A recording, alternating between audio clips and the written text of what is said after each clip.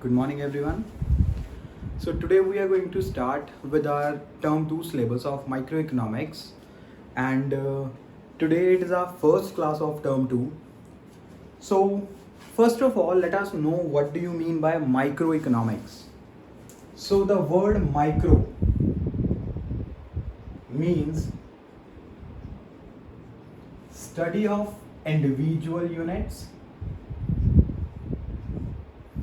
It is originated from a Greek word micros, which means small. So microeconomic variables are quantity demanded, price of a product, income of a consumer. And what are the various topics that we have to study in microeconomics? That is theory of demand,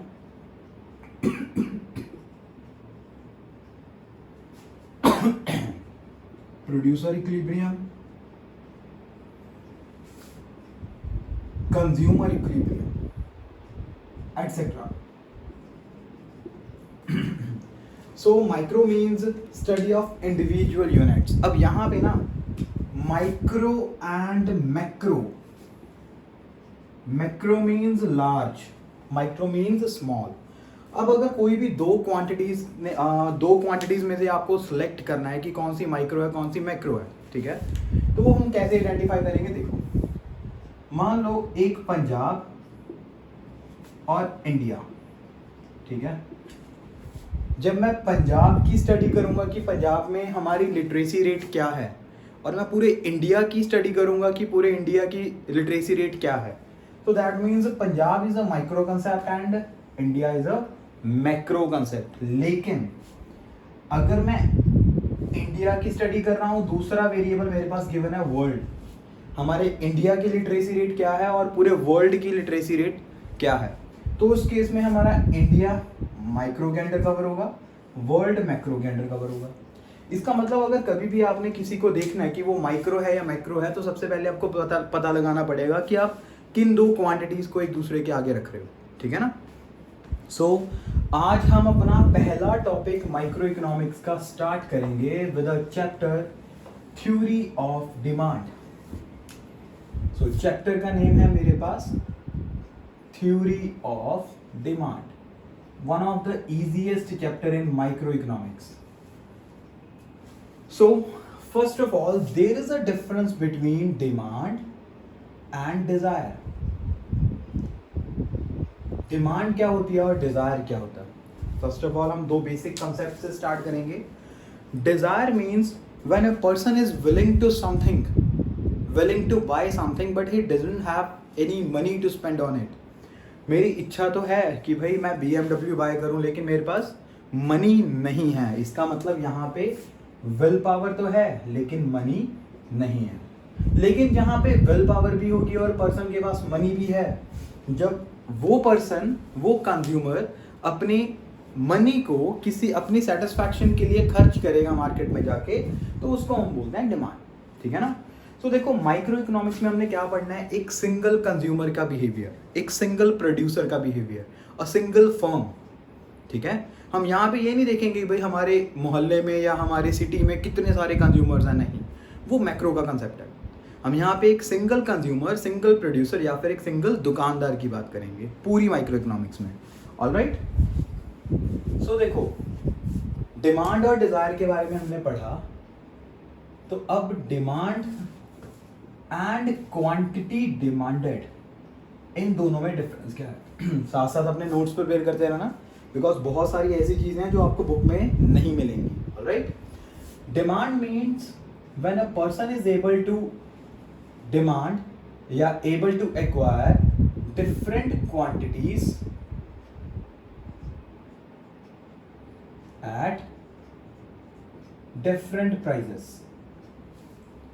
हम किसी दुकान पे गए, वो दुकानदार कहता कि भाई अगर आपने एक यूनिट बाय करनी है, मान लो कि मैं पेन का पैकेट लेने गया, वो कहता कि अगर आप एक पेन बाय करोगे तो आपको 5 का पड़ेगा, 2 पेन बाय करोगे तो आपको 4 का पड़ेगा, 3 पेन बाय करोगे तो 3 रुपये का पड़ेगा. तो ये क्या हो गया? जब कोई भी पर्सन किसी कंज्यूमर को डिफरेंट प्राइजेस के ऊपर डिफरेंट क्वांटिटीज का ऑफर करता है, उसको हम बोलते हैं डिमांड। लेकिन क्वांटिटी डिमांडेड का मतलब specific quantity at specific price. अब सबसे पहले मुझे ये बताओ, अगर आप मार्केट में कोई चीज़ बाय करने जा रहे हो, तो अगर उस प्रोडक्ट का प्राइस इंक्रीज हुआ तो आप डिमांड ज़्यादा करोगे या कम करोगे? ऑब्वियसली हम कम करेंगे।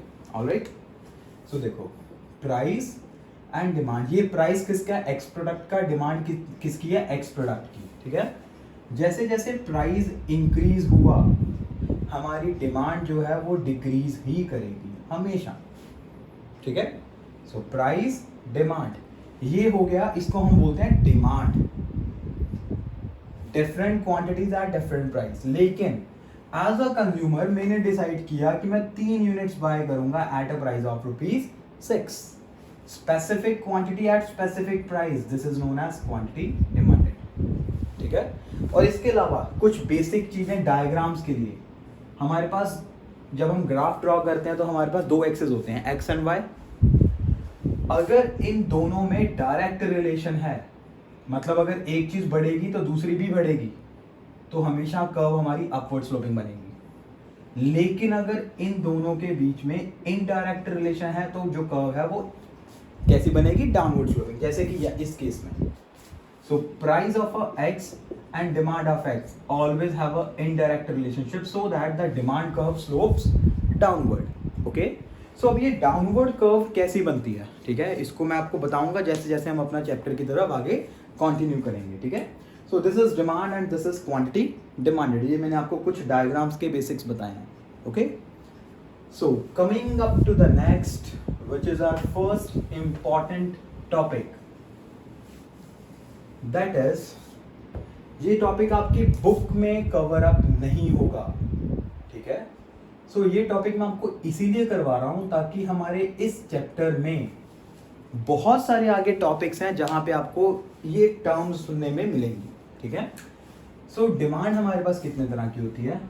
डिमांड है हमारे पास 3 तरह की। The first one is price demand, the second one is income demand, and the third one is gross demand. All right, price demand means relationship between price and demand of a product. जिस product की demand की बात कर रहे हो उसी product का price. ठीक है, it always have a indirect relation. याद रखना, अगर मान लो कि मैं मार्केट में से एप्पल बाय करने गया तो एप्पल की क्वांटिटी और एप्पल का प्राइस, इन दोनों में हमेशा इनडायरेक्ट रिलेशन होगा। लेकिन अगर आप डिमांड ले रहे हो एप्पल की और प्राइस कंसीडर कर रहे हो ऑरेंजेस का, ठीक है, तो डिफरेंट क्वांटिटीज हो गई, उसको हम बोलते हैं cross demand. Okay, it establish a relationship between price of one good and demand of another. Okay, income demand means establishment, it refers to establish a relationship between income and demand, income of the consumer। income को हम हमेशा कहाँ किसके साथ denote करेंगे? y के साथ। Okay, so price demand का हमें पता है, हमने शेड्यूल बनाया हुआ है इसका, इसको हम टेबल को हम बोलते हैं शेड्यूल। 2 4 6 8 10 5 4 3 2 and 1। सो ये बन गया इनडायरेक्ट। ओके, तो ये टॉपिक तो यहीं पे खत्म हो गया। ऑलराइट, सो इनकम और डिमांड में क्या रिलेशन है? बहुत इंपॉर्टेंट टॉपिक, आप ध्यान से सुनना। ठीक है, सो ज़्यादातर बच्चे क्या बोलेंगे, या आप किसी से भी नॉर्मली पूछोगे कि भी अगर मेरी इनकम ज़्यादा है तो मैं डिमांड भी ज़्यादा करूँगा। लेकिन वो डिपेंड करता है आपकी कंजम्पशन ऑफ गुड्स के ऊपर, कि आप किस तरह की गुड्स को कंज्यूम करोगे। लाइकवाइज हमारे पास पहले है गिवन गुड्स। गिवन गुड्स कौन सी होती हैं? Very very low quality products. ठीक है, the second one is inferior goods. ये कौन सी होती हैं? अगेन लो क्वालिटी गुड्स, मतलब इतने घटिया नहीं होते जितने की ये हैं। The last one is normal goods, ये अच्छी क्वालिटी वाले प्रोडक्ट्स हैं। ओके, सो अब मान लो कंज्यूमर की इनकम थी 10, 20 एंड 30। कंज्यूमर की इनकम बढ़ी, तो वो घटिया क्वालिटी के प्रोडक्ट्स की डिमांड ज़्यादा करेगा या कम करेगा? कम करेगा। सो डिमांड कम होगी 3, 2 and 1. So income and demand has a indirect relationship in case of gift and goods. अब इसकी एग्जांपल पता है कौन सी है? आपके पास रजिस्टर होगा अपना, नोटबुक है ना, एक नोटबुक आती है हमारे पास ब्लैक पेजेस वाली, जो बहुत ही रफ पेजेस होते हैं, जो है ना, वो होती है हमारे पास gift and goods, very very low quality. Classmate का register is a normal good, जो कि सुपीरियर क्वालिटी के प्रोडक्ट्स हैं, ठीक है। और इनके इन बिटवीन जिनके पेजेस तो वाइड होते हैं लेकिन कंपनी का नाम हमने कभी सुना ही नहीं होता, जैसे कि इम्प्रेशन, स्पाइस, ऐसे कई तरह के हमारे पास नोटबुक्स आती हैं, वो हम कहाँ पे कंसिडर करेंगे? इन्फीरियर गुड्स में। ऑलराइट, तो शेड्यूल ध्यान से देखना, सारा खेल शेड्यूल का ही है। मेरी इनकम यहाँ पे 30 पे आके रुकी थी, अब मेरी इनकम और बढ़ गई 40, 50 एंड 60। तो अगेन ये है, तो ये घटिया क्वालिटी के प्रोडक्ट्स ही, तो घटिया क्वालिटी के प्रोडक्ट्स हम ज़्यादा बाय करेंगे या कम? कम बाय करेंगे। 10, 9 and 8। Again income and demand of inferior goods, ये था gift and goods, has indirect relation, okay. And what about normal goods? 70, 80 and 90। And demand, अब यहाँ पे हम अच्छी क्वालिटी के प्रोडक्ट्स की बात करेंगे। अगर हमारी इनकम ज़्यादा है तो हम डिमांड भी ज़्यादा करेंगे। 4 एंड 6, यहाँ पे बनेगा डायरेक्ट रिलेशन।